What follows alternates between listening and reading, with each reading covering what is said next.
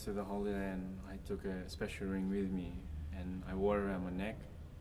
And every time I went to a special place, I took it off, and with it I placed it on this very special spot, where it was either where Jesus was, where the mark of where Jesus was born, at the foot of the cross where the cross of Christ went into. I placed it there, and I said a little prayer.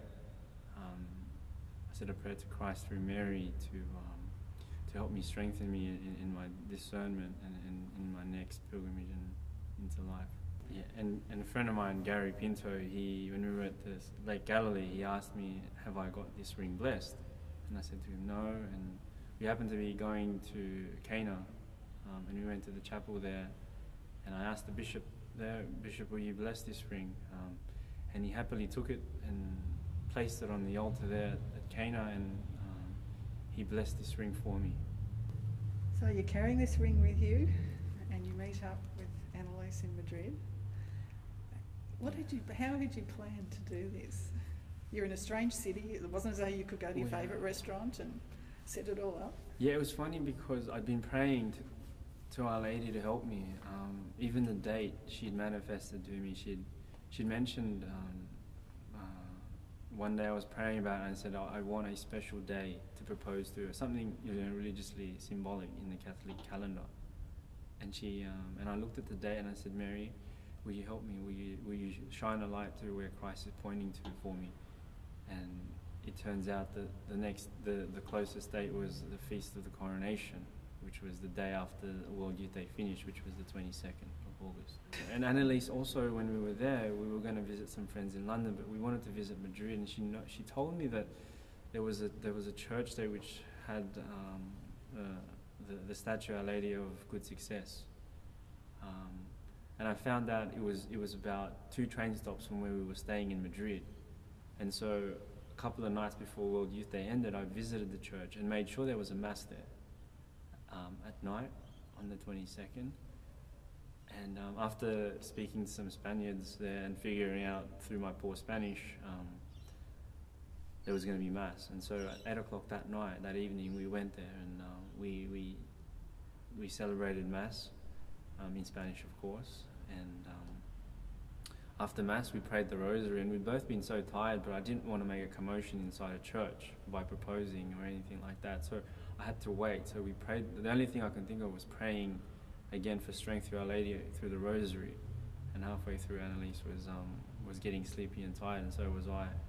Anyway, we got through that, and I grabbed her hand and I said, let's just kneel down in front of Our Lady one more time. And that's when I proposed to her. And what did you say? I said, on this wonderful day, on this glorious feast day of Our Lady, the Queen of Heaven, we celebrate her queenship, but here on earth, she has blessed me with someone like you, so beautiful and so radiant, and there'd be no one else on this earth that I would love to journey with. I think I'm going to cry. And I said to her, will you be my queen here on earth, and will you help me get to heaven? And what did you say, Annelise? I said, yes, of course. Did you have any idea? No, I didn't have any idea, and he hid it really well. He was carrying that ring underneath his t-shirt the whole time, and even one time when I accidentally felt something underneath his shirt, I thought it was a bigger cross that he'd gotten from Israel, and he got very protective and slammed his hand against his chest and said, don't touch it. And I thought maybe he was just really tired, or just, I don't know, getting very protective of himself. And just dismissed it. So I had absolutely no idea. Yeah. And you had no hesitation about saying yes? No hesitation. No. Oh, congratulations. Yeah. So you got engaged. Did you have a party and everything when you got back, or? Yeah, we had a party when we got back. We actually celebrated that night by going out and going to a Spanish restaurant and just getting tapas and more food that could probably feed about 10 people. We had it all laid out in front of us and just had a huge feast. And that was just the two of you? That was just the two of us. Yeah, we were calling our family from Madrid, telling them, it was, I think, I don't know, 4 a.m. in the morning, you know, or some ridiculous hour of the night.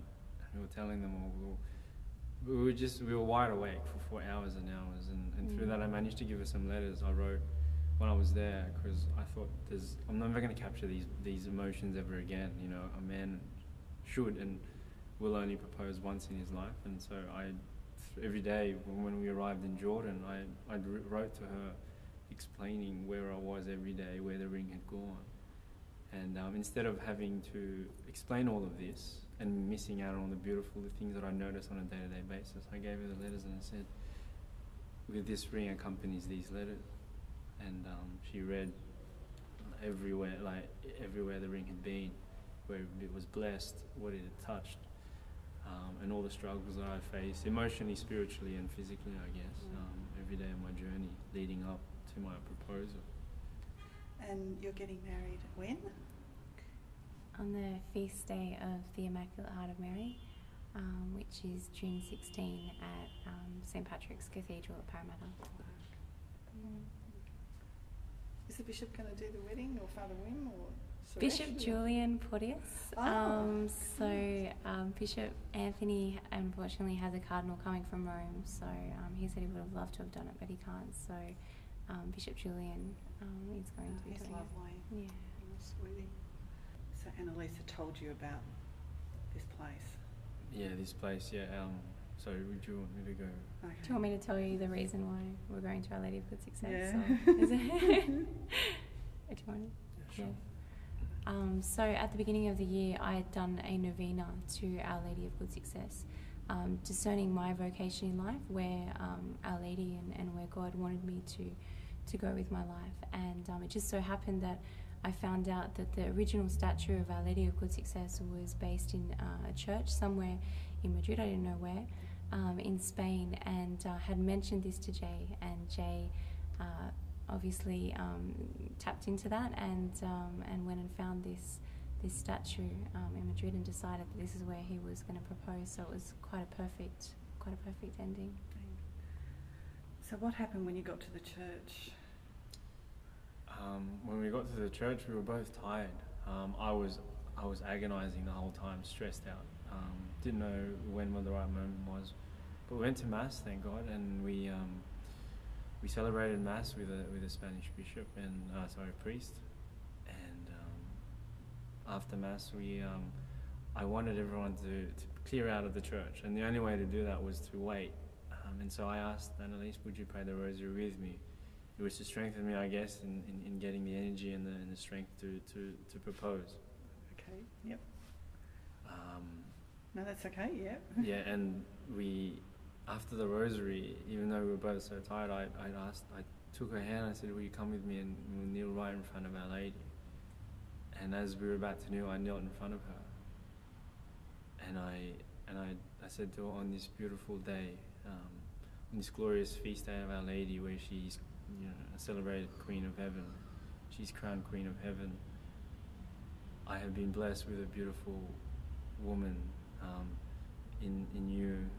Will you be my queen here on earth? Will you marry me? Lovely. And Annelise, what was your response?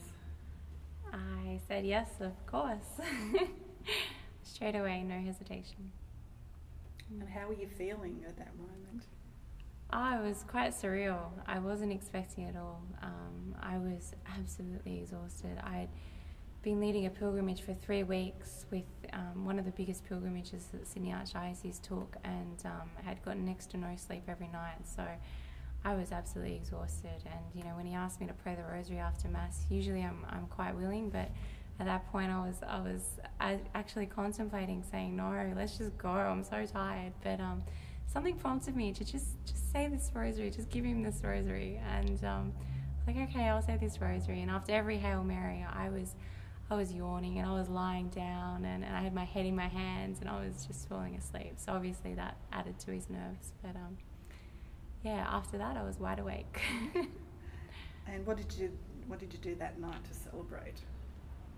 Yeah, we went to a local Spanish restaurant and had tapas, and we ordered a feast, basically, a smorgasbord of Spanish food, and we had wine. We were calling and text messaging our family back home, telling them that I had proposed and Annelise had accepted, and with that too, I gave her these letters that I had wrote during my time at the Holy Land. From Jordan to Israel, and every moment that during the day where this ring had gone, where it had been touched, where I had prayed, and the emotions, the spiritual and the physical, how I felt throughout the whole time in discerning if this was what God had called me to do, to marry this woman and through her build a family. And what are the plans for your wedding day? When and where are you getting married, and who's doing it? We're getting married at St Patrick's Cathedral at Parramatta, and our celebrant will be Bishop Julian. And the day that we're getting married is a very special feast day. It's the feast day of the Immaculate Heart of Mary, June 16.